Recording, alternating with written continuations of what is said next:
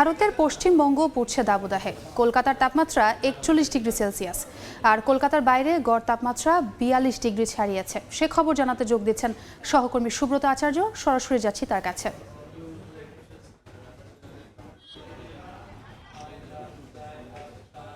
আলিপুর আবহাওয়া দপ্তর কিন্তু এখনো পর্যন্ত কোনো সুখবর শোনাতে পারেনি। আপনি জানেন যে গত কয়েকদিন ধরে তীব্র তাপপ্রবাহে শুধুমাত্র ভারতের রাজধানী বা পশ্চিমবঙ্গের রাজধানী কলকাতা নয়, একেবারে কলকাতার বাইরে আশেপাশে 6টি জেলাতে কিন্তু একেবারে নাভিশ্বাস উঠেছে সাধারণ মানুষের।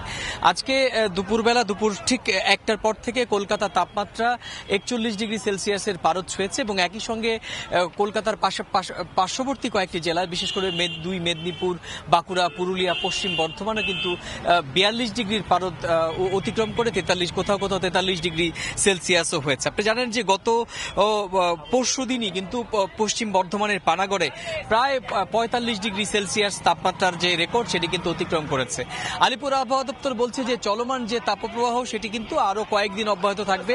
ইতিমধ্যেই পশ্চিমবঙ্গের 6টি জেলা, বিশেষ করে যেটি বলছিলাম যে 6টি জেলা পশ্চিম বর্ধমান, পুরুলিয়া, বাঁকুড়া এবং 2 মেদিনীপুরে ইতিমধ্যেই কিন্তু লাল সতর্কতা জারি করেছে।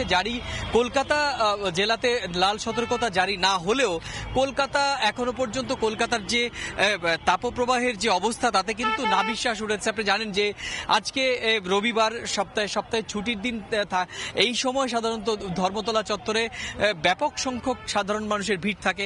কারণ হচ্ছে, আপনি জানেন যে রবিবার ছুটির দিন বিভিন্ন রকমের শপিং করা কিংবা আত্মীয় স্বজনকে নিয়ে বেড়াতে আসা কলকাতার বিভিন্ন দর্শনীয় স্থানগুলোতে প্রচুর সংখ্যক রাজ্যের অন্যান্য জায়গার যে মানুষ তারা কিন্তু কলকাতার বেড়াতে আসেন। কিন্তু আজকে ছবিটা অন্যরকম এবং একই সঙ্গে আজকে ইডেন গার্ডেন্সে KKR এর সঙ্গে ব্যাঙ্গালোরের খেলা রয়েছে।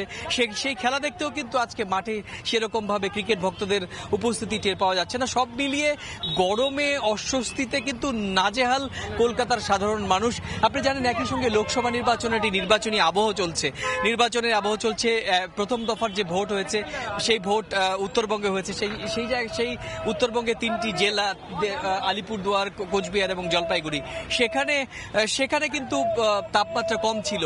এবার যে এলাকাগুলোতে ভোট হবে সেখানে কিন্তু দক্ষিণবঙ্গের অনেকগুলো জেলা রয়েছে। স্বাভাবিকভাবে সেখানে রাজনৈতিক নেতাকর্মী এবং সমর্থকরা কিন্তু এই তীব্র গরম, তাপপ্রবাহ উপেক্ষা করে একটি প্রচারণায় অংশ নিচ্ছে। এবং আপনি জানেন যে গতবার ঠিক এই সময় কিন্তু কলকাতার তাপমাত্রা 40 ডিগ্রির কাছাকাছি ছিল। সেক্ষেত্রে আলিপুর আবহাওয়া দপ্তর বলছে যে স্বাভাবিকের থেকে 2 থেকে 3 ডিগ্রি সেলসিয়াস বেশি। পানাগড়ে ইতিমধ্যে, যেটা বলছিলাম শুরুতেই দর্শকদের, যে পানাগড়ে ইতিমধ্যেই তাপমাত্রার রেকর্ড ছুঁয়েছে। সেখানে 44 ডিগ্রি অতিক্রম করে 45 ডিগ্রির কাছাকাছি তাপমাত্রার পারদ ছুঁয়েছিল। আলিপুর আবহাওয়া দপ্তর বলছে যে সেখানে স্বাভাবিকের থেকে 4 ডিগ্রি বেশি তাপমাত্রা ছিল। চিকিৎসকরা বলছেন যে এই সময় সকাল 11টার পর থেকে বিকেল 4টা পর্যন্ত খুব প্রয়োজন না থাকলে রাস্তায় না বেরোতে।